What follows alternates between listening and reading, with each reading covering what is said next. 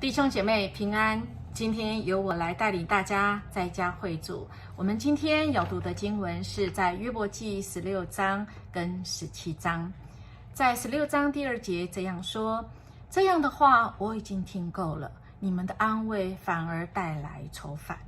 也就是约伯他说够了，你们不要再说，特别是对他的朋友，他的3个朋友轮番上阵来想要安慰他，到最后他们所说的话没有带来安慰，甚至让约伯觉得他们就是在论断他，甚至让约伯觉得很烦，你们可不可以停，不要再说了。从这段的经文我们就知道，约伯其实对他的朋友是已经失望到底，甚至于他对上帝是有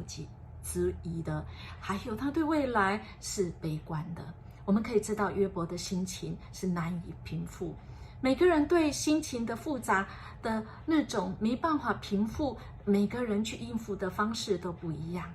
但是亲爱的弟兄姐妹，我们是属主的，我们的主爱我们，我们的主在乎我们，而且我们的主有能力来平复我们的心，让我们看透这一切发生它到底是怎么了。或许时候还没到，或许主要透过这样子的苦难，让我们再次经历到主耶稣他确实是爱我们，使我们真的是在他里面，我们可以得着那真正的安慰跟平安。亲爱的弟兄姐妹，我们或许跟约伯一样有这样的经历，我们已经够了，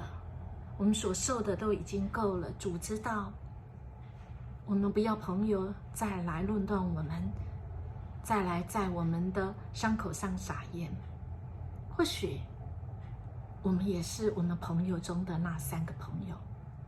我们对朋友的安慰没有帮助，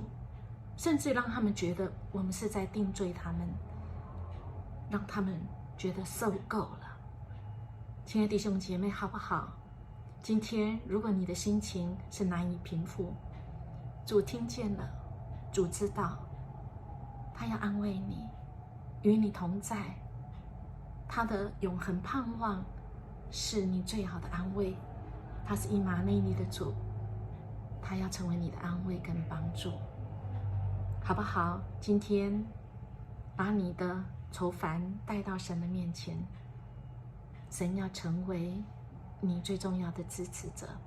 或者你的朋友已经受够了你，而你仍然很爱他，你仍然想要帮助他，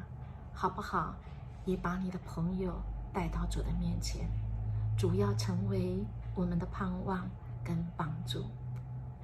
我们明天见。